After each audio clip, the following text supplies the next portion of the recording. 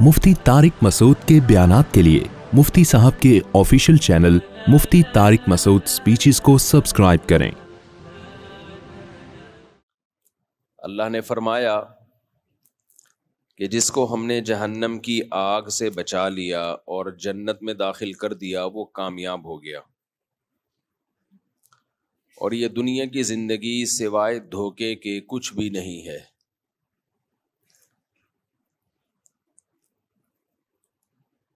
वमल हयातु दुनिया इल्ला मताउल गुरूर। गुरूर अरबी में धोखे को कहते हैं, उर्दू में गुरूर तकब्बुर को कहते हैं ना, गुरूर है, इसको बड़ा गुरूर है।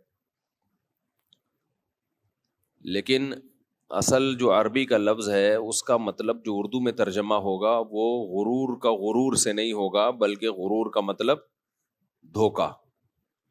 और गरूर जो गैन पे ज़बर हो तो इसका मतलब धोखा देने वाला, और ये मुबालगे का सीगा है तो इसका मतलब बहुत ज़्यादा धोखा देने वाला। तभी कुरान कहता है वला यगुर्रन्नकुम बिल्लाहिल गरूर, तुम्हें अल्लाह की तरफ से धोखे में ना डाल दे अल गरूर, धोखा देने वाला। यानी शैतान जो धोखा देता है वो तुम्हें अल्लाह की तरफ से धोखे में ना डाल दे। उर्दू में मगरूर कहते हैं जो मुतकब्बिर हो, और अरबी में मगरूर जिसको धोखा दिया गया हो। यानी आपने कोई खरीदो फरोख्त की और किसी ने धोखे से आपको कोई चीज़ पहना दी। कराची में अक्सर पहनाई जा रही होती हैं चीज़ें तो पहनाना समझ में आता है। बाज़ लोग ख़ानदान में जो सबसे शरारती लड़की होती है वो आपको पहना देते हैं। कहते हैं इसने मेरी इस ख़ानदान में मेरी इस खातून से शादी हुई तो बाद में ऐसी निकली कि उनसे संभल नहीं रही थी तो उन्होंने क्या किया, आपको पहना दिया। तो आपके साथ धोखा हो गया। बताया गया अखलाक बहुत अच्छे हैं लेकिन बहुत ही बदतमीज़ निकली, बद अखलाक निकली। तो कहते हैं यार इन्होंने तो ये मुझे अपने ख़ानदान की सबसे शरारती वो मुझे पहना दी। तो जिसके साथ भी धोखा हो उसको अरबी में क्या कहते हैं, मगरूर, जिसके साथ धोखा हुआ है। तो मगरूर का लफ्ज़ अरबी में बुरा लफ्ज़ नहीं है। अरबी में जब कहते हैं ना बड़ा मगरूर है तो अरबी में मतलब होगा बेचारे के साथ धोखा हुआ है। उर्दू में हम जब कहते हैं मगरूर है इसका मतलब दिमाग ख़राब है, इसका तकब्बुर है। सवाल पैदा होता है उर्दू में इतना गलत मतलब क्यों लिया जाता है मगरूर और गुरूर का। वो इसलिए लिया जाता है कि जो मुतकब्बिर होता है ना वो भी बेचारा धोखे में होता है। जिसमें तकब्बुर होता है वो भी असल में धोखे में होता है। अपने बारे में खुशफहमी में मुब्तला होता है कि मैं कोई बड़ी चीज़ हूँ, तो उसकी वजह से उसके अंदर किब्र पैदा होता है। तो जाहिर है वो भी है तो बेचारा ही ना। उस शैतान ने उसके साथ धोखा किया, उसको बताया कि तू बड़ी फिल्म है, और वो इस खुशफहमी में मुब्तला हो गया कि मैं वाकई बहुत बड़ी फिल्म हूँ। सबसे पहले शैतान धोखे में आया। जब अल्लाह ने शैतान को कहा कि तुम आदम को सजदा करो, शैतान ने इनकार किया तो अल्लाह ने फरमाया अस्तकबरता अम कुंता मिनल आलीन, तू है ही बहुत बड़ा या अपने आप को बड़ा बनाने की कोशिश कर रहा है या समझ रहा है अपने आप को बड़ा। तो शैतान ने कहा कि मैं हूं ही बहुत बड़ा, समझ नहीं रहा एक्चुअली में मैं हूं क्या। जाहिर है अपने आप को जो समझेगा ये कोशिश करेगा तो पहले वो उसका ख्याल होगा कि मैं हूं बहुत बड़ा ना। शैतान ने कहा अना मिनल आलीन, मैं हूं किन लोगों में, मैं बड़े लोगों में हूं, मैं छोटा आदमी नहीं हूं।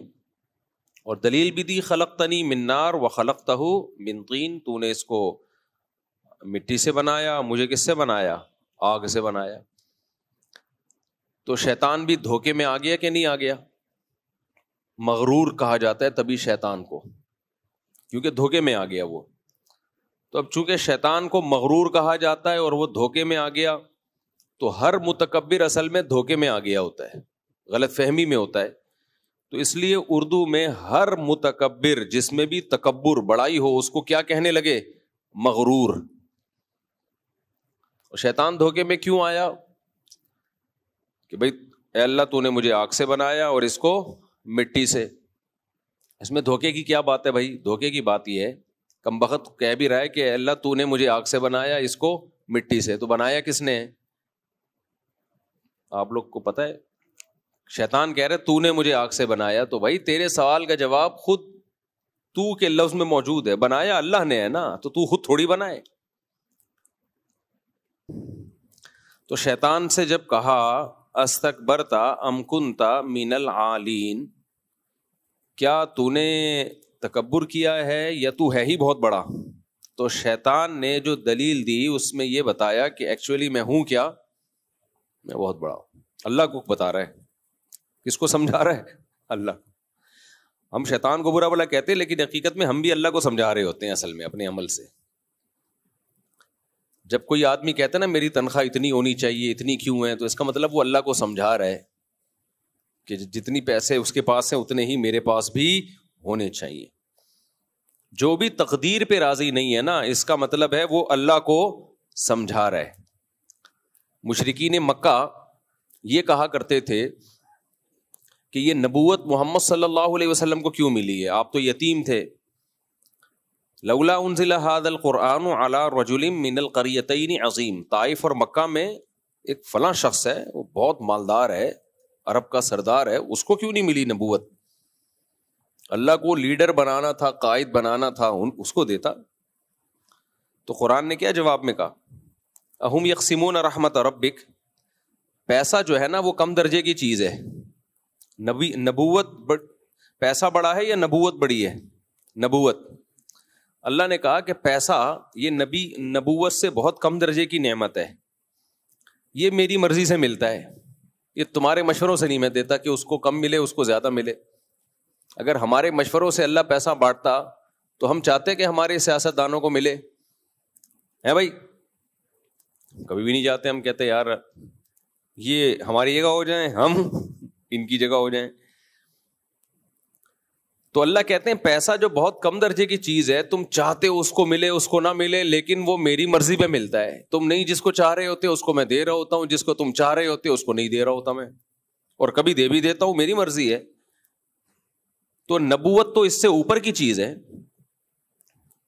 تو وہ تمہاری مرضی سے کیسے ملے گی کہ اللہ کو تم مشورہ دے رہے ہو کہ وہ طائف اور مکہ میں فلاں بڑا سردار ہے اس کو ملے، نبی صلی اللہ علیہ وسلم کو نہ ملے؟ تو یہ ہماری مرضی پہ ہوگا، یہ تمہاری مرضی پہ نہیں ہوگا.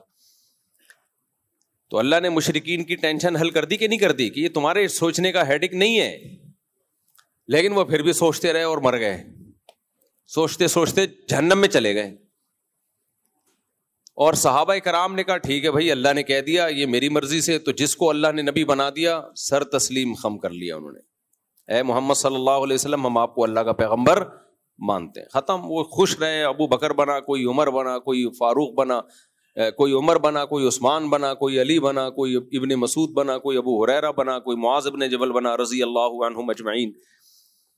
اور جو مخالفت کرتے رہے وہ تقدیر پہ راضی نہیں تھے، ان کی ایسی کی تیسی ہو گئی، نہ دنیا میں سکون ملا نہ آخرت میں. تو یہ تقدیر کا عقیدہ بڑا خاندانی عقیدہ اللہ نے ہمیں دیا ہے بھائی. اور اللہ نے اس کی وجہ بتائی ہے کہ یہ میں نے اس لیے تمہیں دیا تاکہ ٹینشن ختم ہو تمہاری. ٹینشن صرف نیند کی گولیوں سے ختم نہیں ہوتی. نیند کی گولیاں کھا کے سو گے، جب اٹھو گے تو پھر وہی خیالات آئیں گے نا. تو خیالات پہ کون روک سکتا ہے بھائی؟ تھوڑی سا ریلیکس ہو جاتا ہے آدمی، جو غیر اختیاری طور پہ دماغ ادھر ادھر چل رہا ہوتا ہے وہ تھوڑا سا سیٹ ہو جاتا ہے. ورنہ جب پھر وہی خیال آئیں گے تو وہی انزائٹی، وہی ڈپریشن. تو اس کا حل اللہ نے کیا بتایا؟ اپنی طرف سے نہیں کہہ رہا بھائی. 28ویں پارے میں فرمائے لِكَيْ لَا تَأْسَوْا عَلَىٰ مَا فَاتَكُمْ وَلَا تَفْرَحُوا بِمَا آتَاكُمْ. ہم نے تمہیں تقدیر کا عقیدہ اس لیے بتایا ہے کہ جب تمہیں کوئی نعمت ملا کرے اترایا نہ کرو، خوش ہوا کرو، اترایا مت کرو. کیوں؟ یہ سوچ کے کہ یہ اللہ نے لکھی تھی. تو یہ دی کس نے؟ اللہ نے. تو جب اللہ نے ایک نعمت دی ہے تو اترانا کیسا بھائی؟ تو جب آدمی سوچتا ہے، قرآن کہتا ہے لِكَيْ لَا تَأْسَوْا عَلَىٰ مَا فَاتَكُمْ، جو نعمت تم سے چھن جائے اس پہ افسوس مت کرو. افسوس کا مطلب یہ کہ غم میں مت جاؤ بھائی، اللہ نے نہیں دینی تھی نہیں دی، ہر ایک کو ہر چیز نہیں ملتی. ولا تفرحوا بما آتاکم، اور جو نعمت ملی ہے اس پہ اتراؤ مت، بلکہ یہ سمجھو کہ کس کی دین ہے یہ، بولو یہ خدا کی دین ہے، یہ اللہ کی دین ہے. جب اللہ نے دی ہے تو بھکاری بھیک پہ اتراتا تھوڑی ہے، شکر ادا کرتا ہے. کسی فقیر کو سوٹ ٹائی پہنا دیا آپ نے، نہلا دھلا کے سروس کروا کے اس کو آپ نے سوٹ ٹائی پہنا دیا اور ایک اچھا سا موبائل اس کی جیب میں ڈال دیا، تو وہ اکڑ کے چلے گا؟ اس کو پتا ہے، محلے والوں کو پتا ہے میں بھکاری تھا، میرے پاس گٹکے خریدنے کے پیسے نہیں ہوتے تھے اور اس نے مجھے کتنا پروٹوکول دیا، تو وہ اترائے گا نہیں، شرم سے گڑ جائے گا زمین میں کہ میں کہاں اس قابل، بھائی میں تو دھوتی بنیان میں گھومنے والا، تو میں کہاں اس قابل. تو